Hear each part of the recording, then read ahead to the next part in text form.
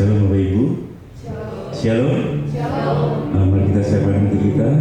Kita akan mulai ibadah kita pada pagi hari ini. Kita percaya bahwa Tuhan terus mengawal setiap kita, anak-anak kami terus berharap kepada Dia. Pagi hari ini saya mengundang untuk mari kita naikkan ucapan syukur kita kepada Tuhan. Lebih lagi kita memuji nama-Nya.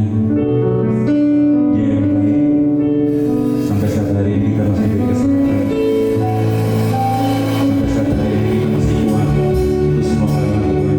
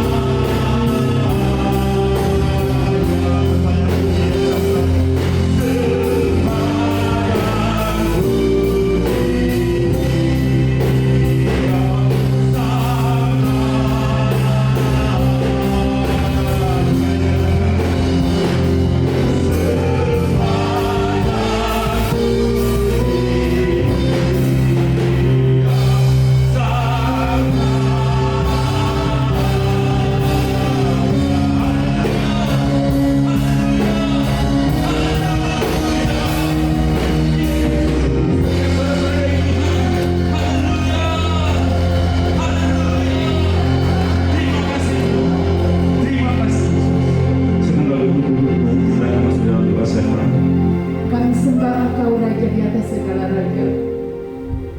Terima kasih Tuhan, Engkau baik. Bahwasanya untuk selamanya kasih setia Tuhan tidak pernah berkesudahan dalam hidup kami. Bagi hari ini Tuhan, kami datang kepadamu, kami naikkan doa-doa kami kepadamu Tuhan. Kami membawa bangsa ini ke dalam tangan-Mu. Biarlah damai sejahtera Tuhan turun bagi bangsa ini. Keselamatan terjadi bagi bangsa ini ya Tuhan. Tuhan, Engkau tahu banyak terjadi permasalahan yang dihadapi bangsa ini Tuhan. Mampukan bangsa ini melewati setiap masalah persoalan ini Tuhan. Bawa bangsa ini keluar dari permasalahan ini ya Tuhan. Tuhan pakai para pemimpin kami ya Tuhan, supaya mereka tetap hidup jujur di hadapan-Mu ya Tuhan. Mereka di dalam menjalankan pemerintahan ini dengan takut akan Tuhan. Tuhan mampukan presiden, wakil presiden beserta para pembantunya ya Bapa. Terima kasih Tuhan, terima kasih. Berkati Indonesia, berkati Tuhan dari Sabang sampai Merauke. Tuhan memberkati pertanian bangsa ini. Tuhan memberkati perindustrian. Tuhan memberkati semua yang ada di bangsa ini ya Tuhan. Biarlah Tuhan bangsa ini bangsa yang memuliakan nama Tuhan. Bangsa ini bangsa yang takut akan Tuhan. Terima kasih Tuhan Yesus, terima kasih. Tuhan, kami juga berdoa buat gereja-gereja-Mu saat ini Tuhan yang sedang beribadah ya Tuhan. Tuhan memberkati gereja-gereja Tuhan, baik yang beribadah di gereja, bahkan Tuhan yang beribadah di rumah. Tuhan memberkati ya Bapa. Tuhan memberkati gereja Betel Indonesia ya Bapa. Terlebih Tuhan juga gereja kami di tempat ini. Tuhan memberkati. Tuhan memberkati gembala sidang kami Ibu Jenny Setiawan. Juga Tuhan memberkati para tim inti di tempat ini ya Bapa. Biarlah mereka boleh bergandengan tangan bersama-sama memuji Tuhan, melayani di tempat ini ya Bapa. Tuhan memberkati para keluarga-keluarga di tempat ini ya Tuhan. Keluarga-keluarga boleh menjadi berfungsi ya Tuhan, sebagai ayah, sebagai ibu Tuhan. Biarlah Tuhan mereka boleh menjadi panutan bagi anak-anak mereka ya Bapa. Tuhan juga memberkati anak-anak kami mulai dari sekolah minggu, teens dan juga youth ya Bapa. Tuhan memegari mereka ya Tuhan. Kami menyerahkan anak-anak kami ini ke dalam tangan-Mu. Masa depan mereka kami serahkan ke dalam tangan-Mu ya Bapa. Tuhan juga memberkati oma-opa yang ada di tempat ini. Tuhanlah menjadi teman bagi mereka dalam kesendirian mereka ya Bapa. Terima kasih Tuhan Yesus, terima kasih ya Bapa. Kami juga Tuhan menyerahkan ibadah Natal kami tanggal 20 ya Tuhan. Dan juga ibadah Natal sekolah minggu ya, dan kami serahkan ke dalam tangan-Mu. Biarlah setiap Tuhan apa yang kami lakukan boleh berkenan di hadapan-Mu ya Tuhan. Terpujilah Engkau Tuhan, hanya di dalam nama Tuhan Yesus kami berdoa dan mengucap syukur. Haleluya. Pagi hari ini Tuhan kami juga membawakan korban syukur kami di hadapan-Mu Tuhan. Kami ucap syukur Tuhan untuk berkat-berkat Tuhan yang telah sediakan bagi kami sampai saat hari ini Tuhan. Tiba saatnya kami bawa korban syukur kami di hadapan-Mu Tuhan. Tuhan kuduskan, Tuhan sucikan sehingga menjadi upah yang harum di hadapan-Mu Tuhan. Terima kasih Bapa. Di dalam nama-Mu Tuhan Yesus Kristus kami sudah berdoa dan mengucap syukur. Haleluya.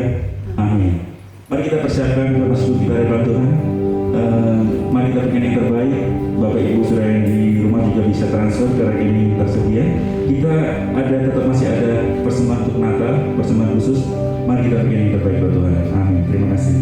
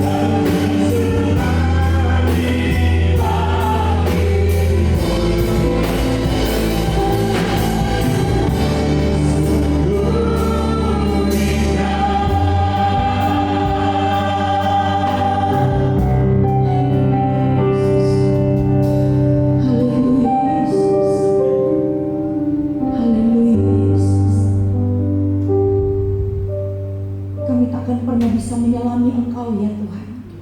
Karena Engkau adalah Allah dan kami adalah ciptaan. Engkau adalah pencipta dan kami adalah buatan tangan-Mu ya Tuhan.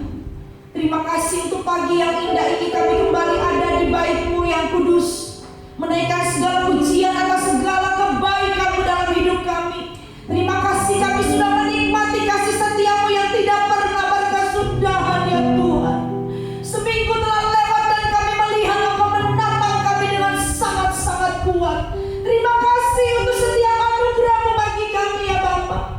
Pada saat ini ketika kami mendengarkan kebenaran firman-Mu, jadikan kami jemaat yang kuat di dalam Tuhan, jemaat yang dewasa di dalam Tuhan, sehingga ketika Kau datang pada kali yang kedua kami siap menyambut-Mu sebagai mempelai-Mu. Terima kasih Tuhan. Di dalam nama Yesus kami siapkan hati pada saat ini. Kita sama-sama berkata amin, amin. Puji Tuhan, haleluya. Shalom Bapak Ibu Saudara. Puji Tuhan, saya juga menyapa Bapak Ibu Saudara yang menyaksikan ibadah ini dan mengikuti ibadah ini melalui live streaming gereja di tempat ini. Dimanapun Bapak Ibu Saudara berada, berkat Tuhan sama bagi kita semua. Puji Tuhan. Bapak Ibu Saudara yang dikasihi oleh Tuhan, senang bisa beribadah bersama Bapak Ibu di minggu yang keempat ini ya. Sekali datang ke tempat ini, waduh, ngomonginnya berat Bapak Ibu, soal terluka gitu ya. Tapi kita akan coba lihat sama-sama tentang hal ini. Nah Bapak Ibu Saudara yang dikasihi oleh Tuhan, saya memberikan sebuah tema untuk kemudian menjadi perenungan kita di minggu yang keempat ini. Mengampuni. Kenapa ya kalau mengampuni itu selalu terasa sakit gitu ya. Tidak ada orang bilang dia mengampuni orang lain lalu tidak ada rasa sakit di dalam dirinya. Karena mengampuni itu berkaitan dengan bagaimana kita melepaskan ego dari diri kita dan menerima orang lain sebagaimana Tuhan menerima mereka. Nah, Bapak Ibu, tidak bisa kita pungkiri bahwa setiap orang pernah mengalami yang namanya dua hal ini. Ya, slide berikutnya. Melukai orang lain, tapi juga dilukai oleh orang lain.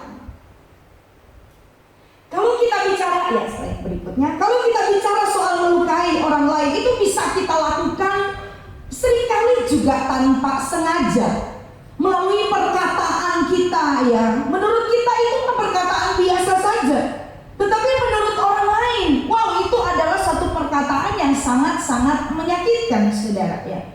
Seringkali juga tanpa kita sadari kita menyakiti orang lain melalui gerak-gerik tubuh kita ya. Mungkin cara pandang kita salah aja ya, sudah dianggap sesuatu yang berbeda. Atau mungkin ketika Bapak Ibu ya lupa salaman sama rekan di dalam gereja, wah itu pikiran sudah kemana-mana itu Bapak Ibu. Nah saudara yang dikasihi oleh Tuhan, ini bisa terjadi di sekitar kita. Banyak contoh, bahkan kita juga mengalami apa yang namanya melukai orang lain ya Bapak Ibu ya, melalui tindak tanduk kita. Tetapi sebaliknya kita juga pernah mengalami dilukai oleh orang lain. Mungkin kalau saya tanya kepada Bapak Ibu, siapa di sini yang tidak pernah terluka? Semua pernah mengalaminya. Saya ingat ada seorang mahasiswi di kampus kami, dia menjuluki mamanya itu anti gores Bapak Ibu. Anti gores kayak kalau handphone kita ada ya di paling depannya itu untuk menahan supaya handphone itu tidak tergores layarnya. Ya, dia menamai mamanya itu anti gores. Kenapa? Mamanya itu istri gembala dan dia melihat betapa luar biasa pengorbanan mamanya. Sampai-sampai ketika dihianati, ketika dilukai, mamanya itu tidak pernah membalas, saudara. Ya. Mamanya enjoy aja tetap melakukan tugasnya sebagai seorang pelayan Tuhan. Dan dia betul-betul meneladani mamanya. Setiap kali dia panggil mamanya, panggilnya anti gores Bapak Ibu. Ya. Ini adalah suatu teladan yang sangat luar biasa yang diturunkan dan diperlihatkan oleh seorang ibu kepada anaknya. Nah Bapak Ibu Saudara yang dikasihi oleh Tuhan, kita pernah melukai dan kita pernah dilukai. Tapi juga setiap orang pernah mendapatkan pengampunan. Kalau mungkin Bapak Ibu berkata, oh saya tidak pernah diampuni oleh orang lain, saya sudah minta maaf, orang lain tidak mengampuni. Tetapi kita ada di sini sebagai sebuah pembuktian bahwa kalaupun orang tidak mengampuni apa yang kita lakukan, ada satu pribadi yang agung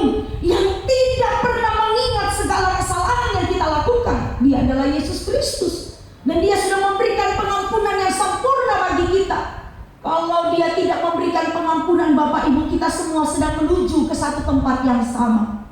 Kita sedang menuju pada kebinasaan. Nah, Bapak Ibu Saudara yang dikasihi oleh Tuhan, kita semua pernah diampuni. Pertanyaannya adalah, sudahkah kita mengampuni? Mungkin ini adalah satu bagian yang sangat sulit untuk kita bicarakan, ya. Tidak cukup 1 SKS, 2 SKS, bahkan 1 semester untuk belajar ini. Bapak Ibu, saya tahu Bapak Ibu memahami bahwa kurikulum ini kita pelajari seumur hidup, Bapak Ibu. Mungkin untuk si A kita bisa memberikan pengampunan, tapi si B, bahkan seringkali kita mendengarkan ada orang Kristen yang bahkan berkata, gua mah sampai mati, ya, gua gak bakalan ngampunin dia. Kalau dia ada di sorga, saya mendingan masuk neraka. Coba Bapak Ibu, saking gak mau mengampuni. Nah, Bapak Ibu Saudara yang dikasihi oleh Tuhan, kita berbicara tentang suatu luka yang ada di dalam diri seseorang. Dan luka itu, Bapak Ibu, mengacu pada keadaan jiwa yang tidak sehat karena tergores.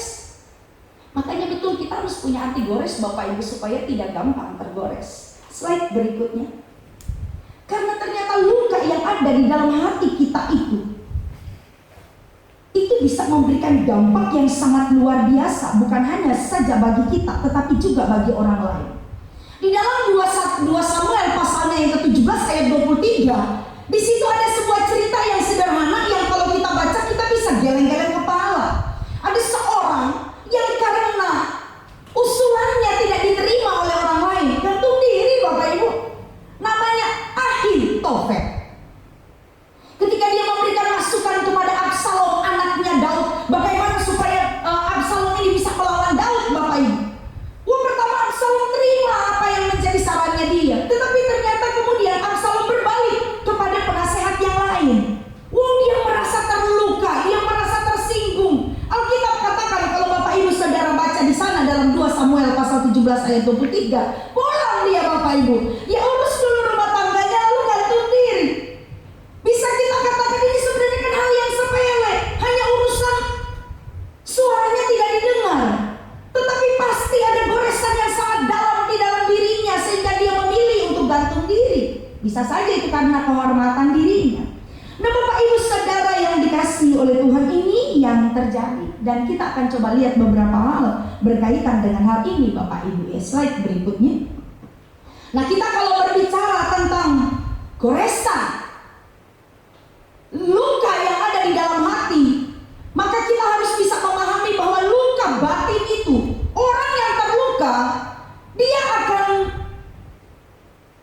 terdampak secara psikis, dia akan terdampak secara fisiologis, dia akan terdampak secara sosiologis, dan dia juga akan terdampak secara teologis, Bapak Ibu. Ya, mungkin juga dalam berbagai hal lain.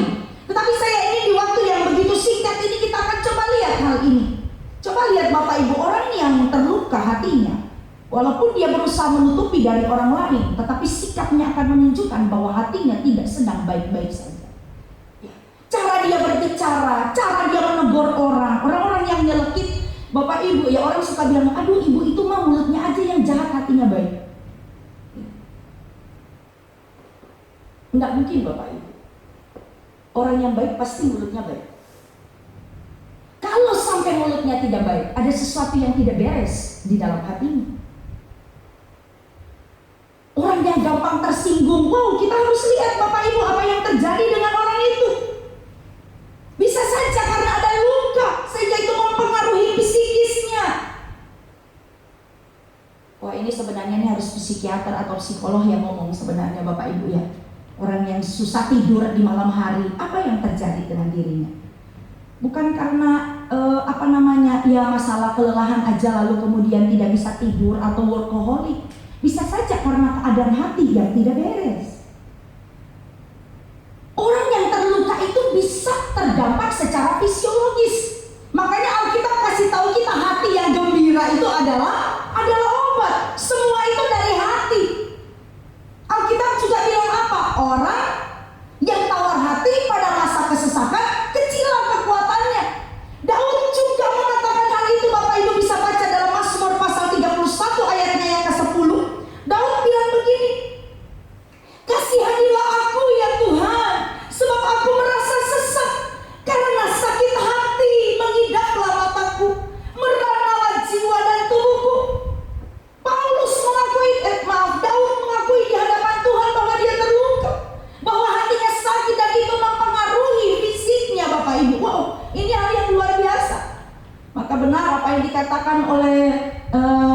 dari bidang kedokteran, seringkali justru 10% ya masalah kesehatan kita yang memang tentang fisik, tetapi lebih daripada itu adalah soal psikis dan spiritual. Dia juga akan terdampak secara sosiologis. Biasanya orang yang terluka itu cenderung untuk menghindar dari banyak orang. Orang yang terluka itu seringkali insecure ketika ada di antara orang banyak, merasa tidak aman, merasa tidak nyaman. Maka kalau kita melihat tanda-tanda begini, kita harus segera check up hati kita, apa yang terjadi. Karena seringkali orang berkata, I'm okay. Ya. Seringkali kita tidak jujur dengan diri sendiri kalau kita terluka. Padahal di hadapan Tuhan ketika kita berkata, ujilah aku Tuhan, maka biar Tuhan sekaligus menguji hati kita. Jangan-jangan tanpa kita sadari, kita sedang menyimpan satu luka yang kita sendiri tidak tahu, Bapak Ibu. Kita memerlukan Tuhan untuk bisa mendeteksi apa yang ada di dalam hati kita yang terdalam. Ternyata luka batin itu juga bisa berdampak secara teologis. Orang-orang yang terluka ya seringkali berkata Tuhan tidak adil, Tuhan tidak membela dia. Bahkan Bapak Ibu, orang-orang yang terluka ini kalau dia terjun di dalam pelayanan, ya itu bisa menyebarkan penyakit, Bapak Ibu. Tidak sedikit pelayan-pelayan Tuhan ada di gereja begitu luar biasa ketika kita melayani Tuhan, tetapi kalau hati tidak beres, maka kita sedang mengimpartasikan sesuatu yang tidak baik kepada umat Tuhan. Kita sedang mengimpartasikan luka kita yang tidak sembuh. Ini akan menghambat pertumbuhan rohani dan kedewasaan kita. Nah Bapak Ibu Saudara, sekarang pertanyaannya, gimana supaya sembuh? Ada tidak kaitan antara kesembuhan luka batin dengan pemberian pengampunan, Bapak Ibu? Kita akan coba lihat beberapa hal dalam hal ini ya, slide berikutnya.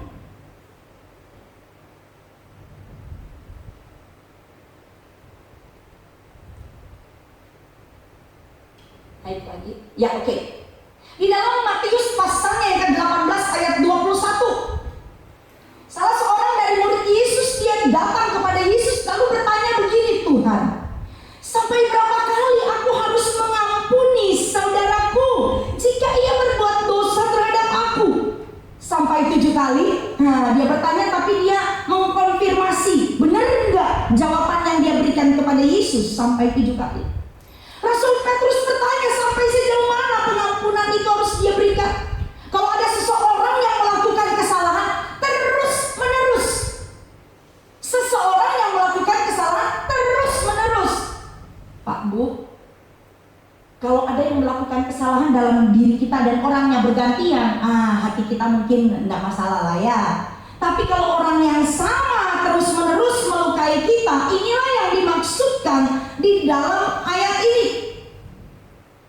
Perhatikan Bapak Ibu di sana, Petrus pakai kata apa? Tuhan, sampai berapa lama aku harus mengampuni saudaraku? Artinya dia sedang berbicara tentang orang yang terdekat. Saya mau nanya Bapak Ibu, yang sering kali lukain kita, sakitin kita, orang dekat atau orang jauh? Ya, orang dekat. Mungkin sekali waktu ketika Bapak Ibu pergi ke mall, lalu kaget tiba-tiba ada orang yang maki-maki Bapak Ibu tanpa sebab.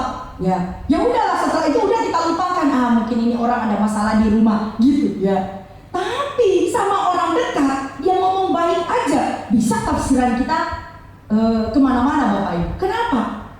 Karena itu orang dekat. Katanya sampai jeroan aja, itu dia maksudnya. Ya, sudah saling tahu, sudah saling kenal. Justru orang-orang seperti itu yang sering kali menggesek kita supaya apa? Kita terbentuk di dalam Tuhan. Petrus merasa bahwa dia juga harus mengkonfirmasi kepada Tuhan tentang hal itu, Bapak Ibu. Maka Petrus berkata sampai 7 kali. Petrus menganggap bahwa standar yang dia kasih itu lebih daripada yang dipahami oleh orang-orang Yahudi. Karena kalau kita lihat, Bapak Ibu nanti bisa baca Keluaran 21 ayat 24, Matius 5 ayat 38. Orang Yahudi itu punya prinsip mata ganti mata, gigi ganti gigi. Petrus naikkan standarnya. Petrus bilang apa? Sampai 7 kali? Tuhan, sampai 7 kali kah? Artinya standarnya lebih daripada standarnya tradisi Yahudi. Tetapi apa yang dikatakan oleh Tuhan? Ya, slide berikutnya. Justru ini hal yang sangat luar biasa. Angka 7 itu sebenarnya kalau kita lihat dalam tradisi orang Yahudi itu angka yang sempurna. Itu angka yang menunjukkan hubungan dengan Allah. Itu angka religius favorit di kalangan orang Yahudi. Angka 7 itu melambangkan perjanjian kekudusan dan pengudusan antara Allah dengan manusia, ya. Nah, Bapak Ibu, Tuhan tambah standarnya, gitu ya. Petrus bilang sampai 7 kali, Yesus jawabnya apa, Bapak Ibu? Bukan sampai 7 kali, tetapi sampai 70 kali 7 kali, ya. Sampai 70 kali 7 kali. Maksudnya apa? Kita tidak bisa hitung-hitung ini, Bapak Ibu, lalu kemudian dapatnya 490, ya. Slide berikutnya. Angka 70 di sini, ya, angka 10 itu angka sempurna. 10 dikali 7 tambah sempurna, Bapak Ibu. Jadi 70 dikali 7 lagi, ya. Apa yang ingin Yesus katakan di sini? Frasa 70 kali 7 kali itu menunjuk bahwa murid-muridnya itu tidak punya hak untuk menentukan batas mengampuni. Kita tidak punya hak untuk menentukan batas mengampuni.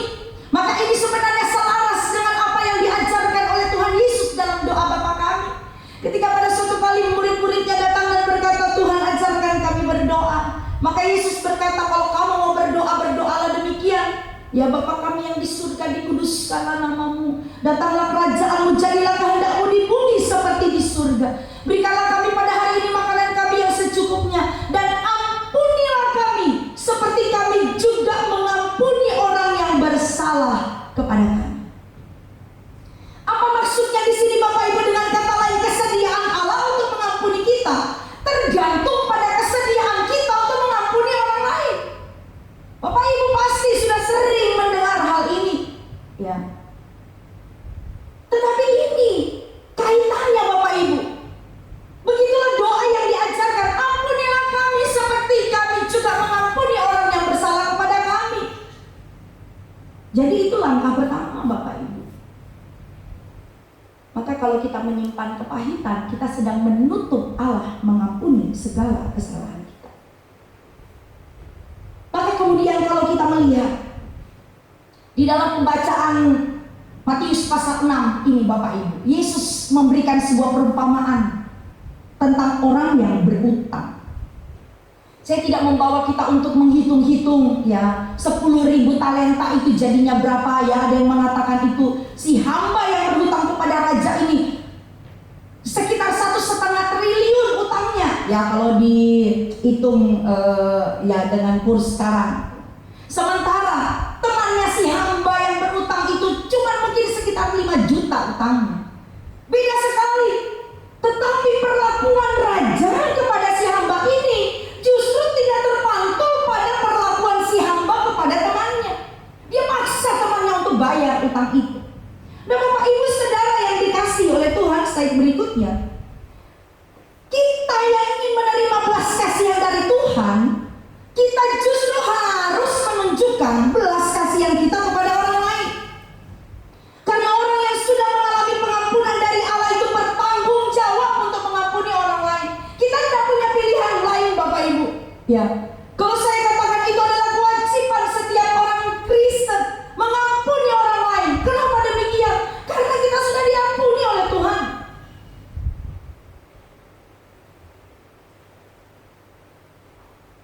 Ketika kita mengerti bahwa dosa kita jauh lebih besar ketimbang dosa orang lain yang menyakiti kita, kita akan melihat bahwa anugerah Tuhan di dalam kita cukup untuk membuat kita mengampuni orang lain yang bersalah kepada kita, Bapak Ibu. Bagaimana kita bisa membawa hal ini ke gereja kita? Karena kalau kita lihat dari abad yang pertama, wah, orang juga di dalam gereja itu ngeblok, Bapak Ibu, ya, saling menyakiti satu dengan yang lain. Itu ditulis di dalam perjanjian baru supaya apa? Supaya kita di zaman sekarang belajar kesalahan dari jemaat-jemaat Tuhan di perjanjian baru. Kita belajar bagaimana Paulus mengatakan kepada jemaat di Filipi, hendaklah kamu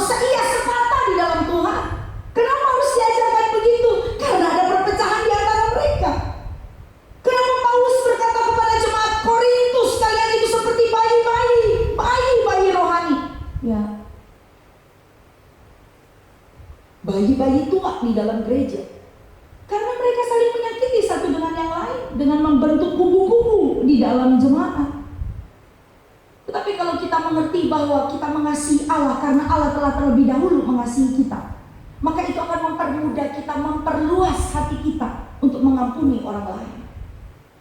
Mungkin ada yang berkata, aduh ibu mah ngomong doang, ya gak pernah ngerasain kayaknya nih, waduh terluka itu. Rasanya semua kita punya pengalaman, meskipun pengalaman kita berbeda.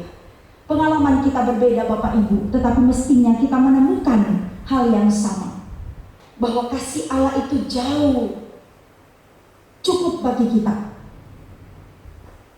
yang membuat kita bisa tergugah untuk mengasihi orang-orang di sekitar kita. Waktu kita terbatas Bapak Ibu, saya ingin tutup dengan sebuah cerita. Slide terakhir. Slide kedua, ya slide terakhir. Ada seorang ibu yang bernama Corrie ten Boom. Bapak Ibu bisa googling. Dia itu adalah seorang perempuan yang termasuk perempuan yang ditangkap oleh tentara Nazi, lalu kemudian dimasukkan ke penjara perempuan. Di sana dia mengalami siksaan bukan hanya secara fisik, tetapi juga secara mental. Dia menyaksikan bagaimana teman-temannya yang wanita itu juga diperlakukan seperti binatang, Bapak Ibu, ya, dengan kekejaman yang dilakukan oleh tentara Nazi pada waktu itu. Tetapi dia bersyukur karena kemudian dia bisa keluar dari penjara itu dan betul-betul dia memberikan hidupnya untuk Tuhan. Pada suatu kali sejarah mencatat dia berkhotbah di suatu tempat, dia menceritakan tentang bagaimana pengampunan yang tercurah dari Allah bagi umat manusia. Ibadah selesai, Bapak Ibu, ada seorang pria yang datang kepadanya, lalu kemudian memperkenalkan diri bahwa pria itu adalah salah satu bagian dari tentara yang dulu pernah ada, ya, di penjara di mana mengawasi perempuan-perempuan itu pada waktu itu. Corrie tidak kenal dengan dia, tetapi pria itu kenal. Karena setiap kali perempuan-perempuan itu berbaris telanjang masuk ke sel-sel mereka masing-masing, tentara-tentara itu berbaris juga dan kemudian melecehkan mereka, Bapak. Ketika si pria itu mengulurkan tangan, wow, itu rasa sakit yang selama ini terpendam itu seperti dibukakan kembali. Luka yang sudah lama sembuh itu sekarang seperti digores kembali. Tetapi justru pada waktu itu dia tuliskan di dalam bukunya, dia mendapatkan kekuatan untuk mengampuni pria ini. Maka ada satu quotes yang saya ambil, dikatakan di sana, penyesalan yang diungkapkan cukup untuk membayar kesalahan orang lain. Karena itu juga modal kita ketika kita datang kepada Tuhan, Bapak Ibu. Ketika kita minta ampun atas segala kesalahan kita di hadapan Tuhan, ketika kita jujur dengan semua luka yang kita alami, itu adalah saatnya kita memberikan diri kita kepada Tuhan untuk disembuhkan, Bapak Ibu. Apapun luka kita, mungkin itu disebabkan oleh pasangan hidup, disebabkan oleh anak, disebabkan oleh orang tua, disebabkan oleh teman kantor, disebabkan oleh sahabat dekat, disebabkan oleh siapapun juga. Tidak punya alasan kita berkata, Tuhan, kalau yang ini aku bisa ampuni Tuhan, tetapi yang ono gak bisa Tuhan. Sudah keterlaluan dia berkali-kali. Tetapi kita ingat pada pernyataannya Petrus, Tuhan, berapa kali aku harus mengampuni saudaraku? 7 kali enggak, itu angka sempurna, Bapak Ibu. Tetapi Tuhan lipat gandakan itu. Tuhan berkata 70 kali 7 kali. Artinya apa? Kita tidak punya hak untuk menahan pengampunan dari siapapun yang membutuhkan pengampunan dari kita. Karena Tuhan juga tidak pernah menahan pengampunan ketika kita datang dengan penuh penyesalan mengakui segala dosa kita. Harga dari jiwa yang menyesal lebih mahal, dan rasa dendam sama sekali tidak sebanding dengan indahnya pertobatan. Ketika hari ini kita merenungkan betapa Tuhan baik, bisa duduk di sini, ya. Penggubah lagu Amazing Grace, How Sweet the Sound. Dia adalah orang yang mengalami betul bagaimana dulu dia hidupnya bejat, lalu kemudian diubahkan oleh Tuhan. Ketika kita tahu bahwa dulu kita tidak layak untuk mendapatkan pengampunan dari Tuhan, kita seperti orang yang berhutang 10.000 talenta kepada Tuhan. Tetapi ketika ada orang lain yang menyakiti kita, rasanya tidak sebanding dengan apa yang pernah kita buat kepada Allah kita. Rasa sakit Tuhan itu jauh lebih sakit ketimbang rasa sakit kita karena perbuatan orang lain. Maka ini akan memberikan kepada kita kekuatan. Ketika ada orang yang menyakiti kita, kita melihat mereka sebagai orang-orang yang membutuhkan belas kasihan Tuhan. Oleh sebab itu Bapak Ibu Saudara, di momen ketika kita beribadah seperti sekarang ini, mungkin seringkali ketika ada orang lain yang ngomong sesuatu, kita mungkin berkata, dia cuma omongan itu. Tapi karena seringkali berulang-ulang, tanpa kita sadari itu seperti gunung es. Kelihatan di atas kita berkata, oke.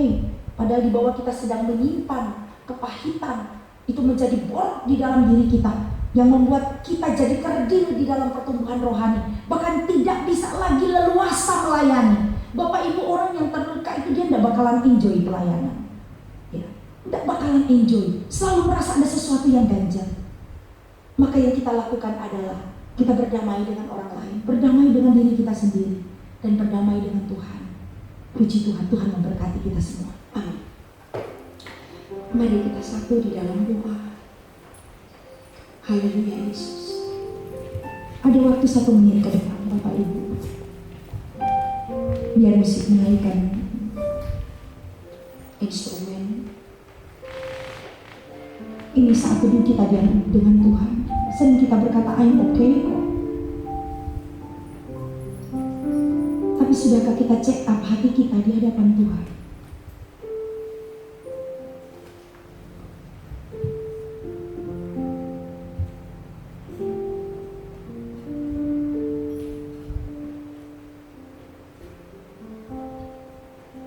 Sangat besar anugerah-Mu.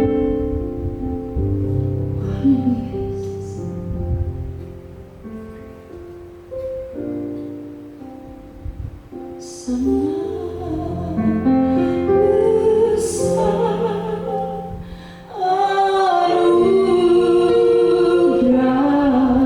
Yang beri aku selamat. Amin. Aku selamat.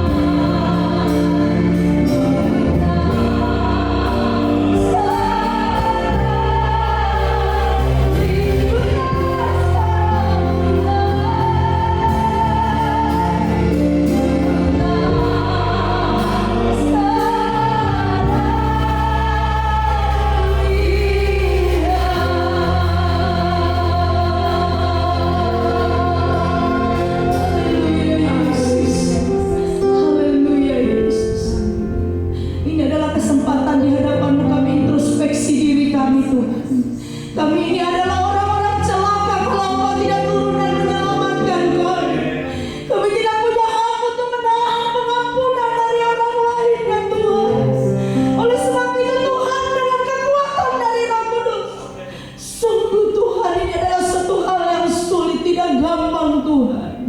Tetapi kami tahu dan percaya Engkau sanggup melakukannya. Engkau sanggup memberikan kekuatan kepada kami. Tuhan, bukan tentang orang lain, tapi tentang hati kami di hadapan-Mu ya Allah.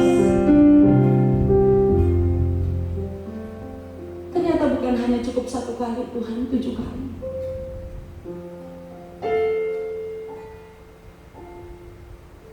Tapi pengampunan itu unlimited Tuhan.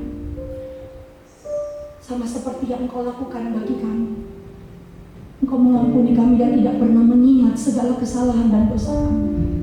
Siapakah kami manusia ya Tuhan, yang mengingat segala hal yang orang lain lakukan bagi kami. Tuhan, tolong kami Tuhan. Tolong kuatkan kami. Terima kasih ya Tuhan, terima kasih. Terima kasih Tuhan, terima kasih. Engkau sendiri akan menggaungkan kebenaran yang begitu sederhana ini pada saat ini Tuhan, yang akan membebat setiap luka yang ada dalam hati kami, rasa sakit yang kami alami dan kami terima. Mungkin sudah kami simpan sekian lama ya Tuhan, karena kami tahu Tuhan, oh kami masih bisa handle semuanya. Tapi Engkau tolong kami Tuhan, rasa sakit yang tidak terobati akan menjadi borok dan sekali waktu akan mengkerdilkan kerohanian kami. Engkau tolong kami ya Tuhan, supaya kami menjadi orang yang merdeka di dalam Tuhan, merdeka dari luka, merdeka dari sakit hati, merdeka dari tertekannya Tuhan. Kami tahu dan percaya Engkau adalah pembebas bagi kami. Terpujilah nama-Mu kekal selama-lamanya. Di dalam nama Yesus kami berdoa dan bersyukur. Kita sama-sama berkata amin. Amin. Tuhan berkati.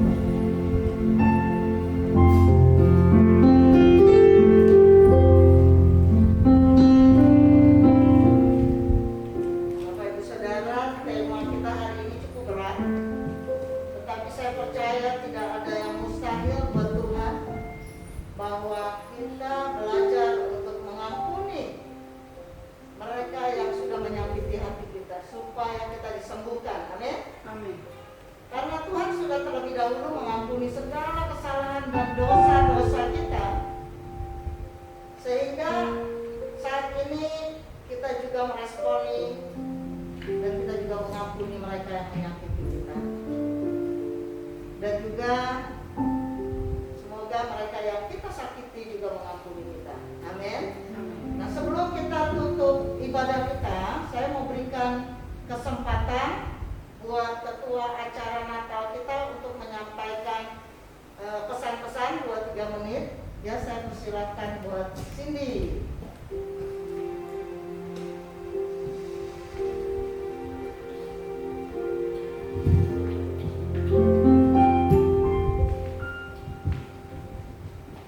Shalom Bapak Ibu, saudara-saudara yang kasih dalam Tuhan.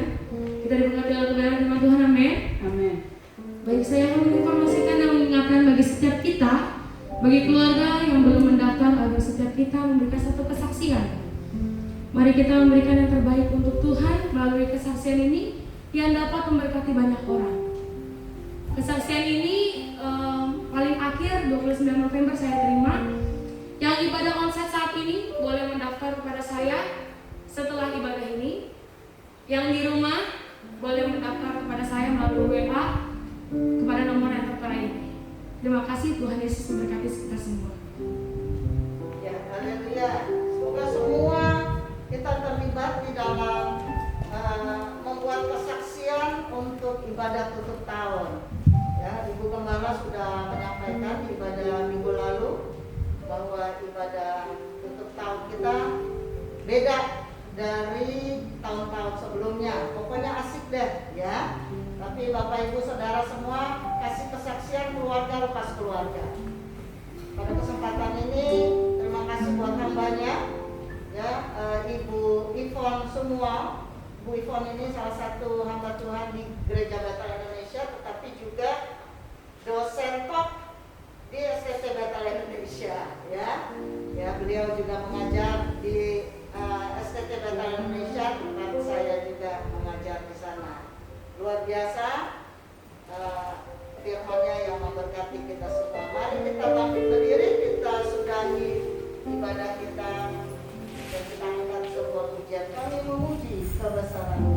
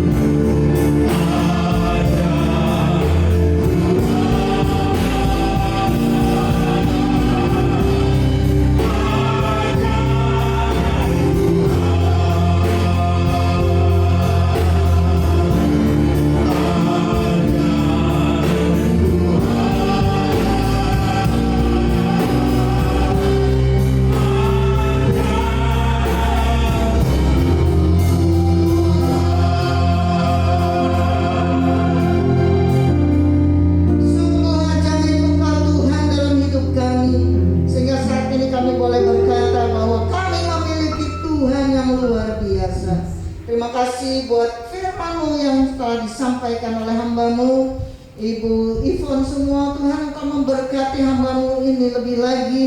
Engkau memberkati atas setiap apapun yang dia lakukan berhasil. Engkau berkati keluarganya. Dan kiranya Tuhan dia boleh menjadi berkat dalam pelayanan dimanapun Engkau utus. Terima kasih Tuhan buat ibadah pada pagi hari ini. Kau memberkati umat-Mu, Kau memberkati mereka yang ada di rumah, dan kiranya nama-Mu dipermuliakan. Terima kasih Bapak. Sebentar kami akan berpisah satu dengan yang lain. Kami akan pulang melanjutkan kegiatan kami sepanjang hari ini.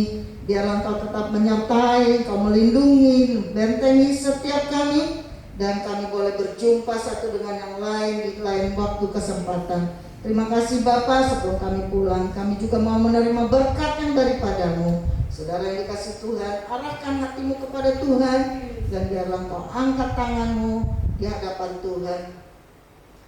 Diberkatilah engkau, diberkatilah rumah tanggamu, diberkatilah usaha pekerjaanmu, diberkatilah studimu, diberkatilah apapun yang engkau kerjakan berhasil bersama dengan Tuhan. Pulanglah, bawalah berkat daripada Allah Bapa di surga, cinta kasih anugerah daripada Yesus Kristus, penyertaan dan penghiburan daripada kuasa Roh Kudus menyertai kita mulai saat ini, besok, sampai selama-lamanya Tuhan Yesus datang untuk kedua kalinya. Di dalam nama Yesus. Haleluya. Amin.